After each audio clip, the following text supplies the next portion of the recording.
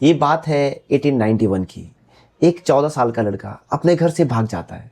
जेब में सिर्फ $5 हैं उसके, और दिल में एक जिद है कि मुझे ना इस गरीबी से बाहर निकलना है। उसका नाम था जेसी लिवरमोर। आज मैं जेसी लिवरमोर के ऊपर लिखी गई जो 2 किताबें हैं, एक how to trade in stocks और एक रेमिनिसेंसेस ऑफ स्टॉक ऑपरेटर्स, ये दोनों ही बुक्स ना मस्ट रीड बुक्स हैं। ये सिर्फ ऐसा नहीं कि ये ओनली जो ट्रेडर है उनके लिए है, ये बल्कि आपकी जो इन्वेस्टिंग जर्नी है उसमें ये बुक्स बहुत ही हेल्पफुल है। तो आज इन बुक्स से मैं आपको जेसी लिवरमोर की लाइफ जर्नी और उनकी जो स्ट्रेटेजी थी और कैसे हम उसको प्रैक्टिकली इम्प्लीमेंट कर सकते हैं अपनी इन्वेस्टिंग जर्नी में, वो बताने की कोशिश करूँगा एक कहानी के थ्रू। तो शुरू करते हैं।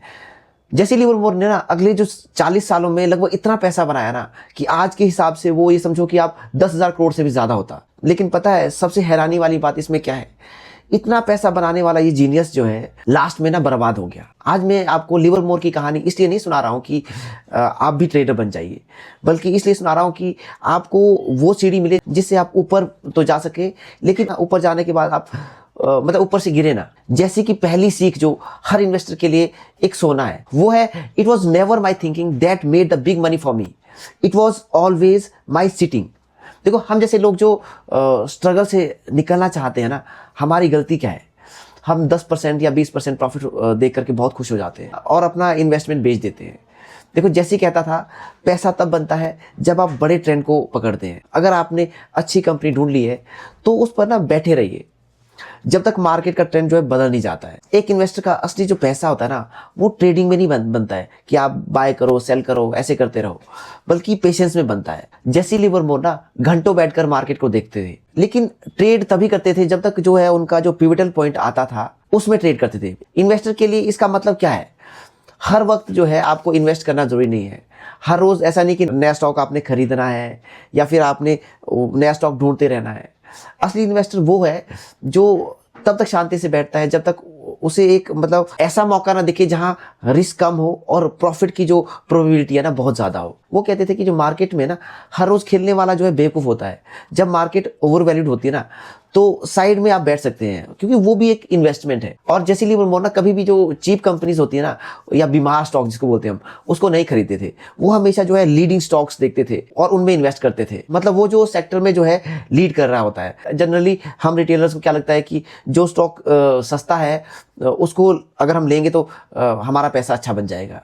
नहीं, जेसी लिवरमोर ने सिखाया कि जो स्टॉक महंगा है और ऊपर जा रहा है, वो इसलिए ऊपर जा रहा है क्योंकि उसके बिजनेस में कोई ना कोई दम है। मतलब सीखने वाली बात यह है कि इन्वेस्टर बनकर ना हमें कचरा इकट्ठा नहीं करना चाहिए, सिर्फ उन बिजनेस में रहना चाहिए जिनके पास मोट है, मतलब जिन्हें जो है कॉम्पिटिटर हरा नहीं सकते हैं।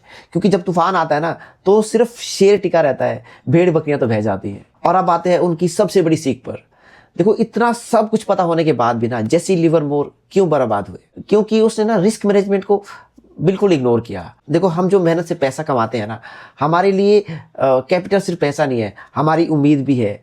और जेसी ने सिखाया कि कभी भी मार्केट से लड़ना नहीं चाहिए। अगर आपकी जो थीसिस है गलत हो गई है ना, तो अपनी गलती मानो और उससे निकल जाओ। और जिद करना जो है हमें बर्बाद कर सकता है। एक इन्वेस्टर को डिसिप्लिन चाहिए, मतलब इतना इन्वेस्ट करो कि रात की नींद जो है हम चैन से सो पाए। जेसी की लाइफ ना एक लैडर तो बन गई जिसमें ऊपर तो जा सके वो, लेकिन उन्होंने ना एक मतलब आप समझो सेफ्टी नेट नहीं लगाया। और जेसी लिवरमोर की ये बुक्स ना रेमिनिसेंसेस ऑफ स्टॉक ऑपरेटर, ये तो ट्रेडिंग की बाइबल मानी जाती है। लेकिन एक इन्वेस्टर के लिए ये डिसिप्लिन की कहानी है। याद रखना, बड़े ट्रेंड में बने रहो, सही वक्त का इंतजार करो, सिर्फ लीडर को चुनना चाहिए हमें। और सबसे जरूरी बात यह कि जो अपने कैपिटल की ना हमें सेफ्टी जरूर करनी चाहिए। देखो जो स्ट्रगल होती है ना, उससे निकलने के जो रास्ते होते हैं वो मुश्किल जरूर होते हैं, पर जो मतलब नामुमकिन नहीं है। अगर आपको ये कहानी पसंद आई है और आप सीखना चाहते हैं कि माइंडफुल तरीके से वेल्थ कैसे बनती है, तो मेरे साथ सफर में जुड़िए, क्योंकि मैं हर संडे को एक फुल वीडियो बनाता हूँ यूट्यूब के लिए। इसी के साथ मिलते हैं नेक्स्ट वीडियो में। तब तक जाते जाते मेरे चैनल को सब्सक्राइब जरूर कीजिए। तब तक के लिए हैप्पी इन्वेस्टिंग।